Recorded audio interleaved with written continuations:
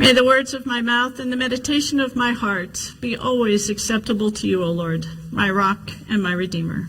Amen. Please be seated. Stories about Jesus healing blindness have always interested me. I was born with something called progressive nearsightedness. And by the time I was 36 years old, without the benefit of glasses, I wouldn't see any of you in this room or anything. I would just see a big gray blur. But in 1997, the FDA was doing a study to evaluate the effectiveness of LASIK on extreme nearsightedness, and I qualified to be part of the FDA study. On the day before surgery, I had one last exam to hurdle, and Mr. Jefferson, a biologist, was along for the ride. He had a lot of questions about the risk of this procedure, blindness, and the outcome that could be. Was it worth the gamble? But he had no way of knowing what my eyesight was like. So to demonstrate, the surgeon had me stand up. He took away my glasses, projected the big eye chart on the wall across from me, and asked me to walk toward it and stop when I could see the big E. I stopped when my nose touched the wall, and I couldn't see the big E, but it was the first moment that color was apparent to me. To find the E, I had to trace it with my head. It was a compelling demonstration for David. Last week, we heard John's story of the Samaritan woman at Jacob's well. And this week, we hear the story of the man blind from birth. Next week, we will hear John's version of Jesus raising Lazarus from the dead. In our branch of Christianity, descended from the church in Rome, these three readings, teaching he made mud from the dust of the ground and spread it on the blind man's eyes. Go wash in the pool of Siloam. The man went.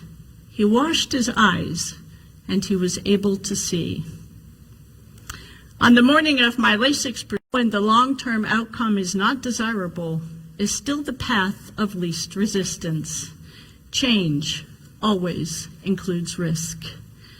48 hours after the procedure, I could pass the driver's exam, and I still can 25 years later. Sandra Schneider's, my favorite author on John's Gospel, titles her chapter on this story, Choosing to See or Not to See. The man blind from birth cannot stand spiritual grace given by Christ, end quote. And that is the very definition of a sacrament, like baptism. Without knowing what it would mean to have eyesight, the man yields his life to Christ and chooses to see. He has been changed.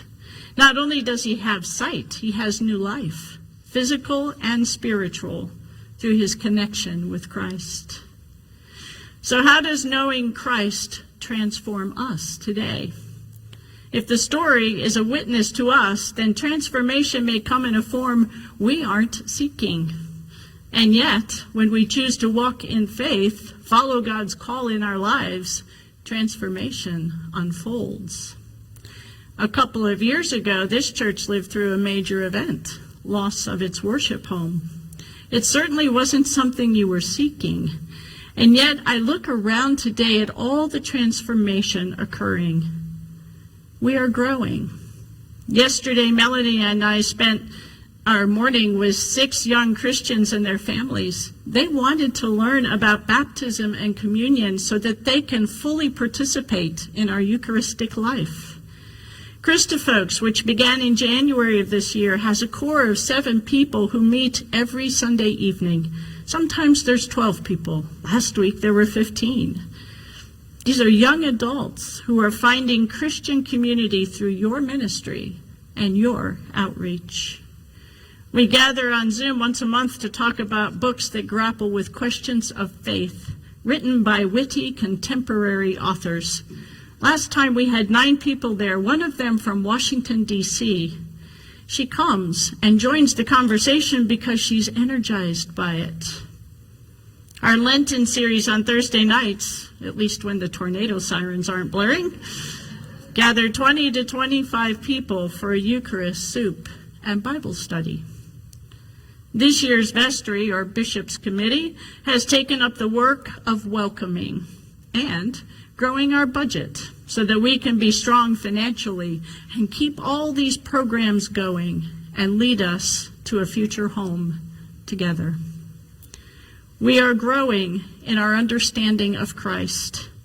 We are growing in our understanding of the transformative power of Christ, and we are being transformed as we walk. We have new life, physical and spiritual, through our connection with Christ and one another. Amen.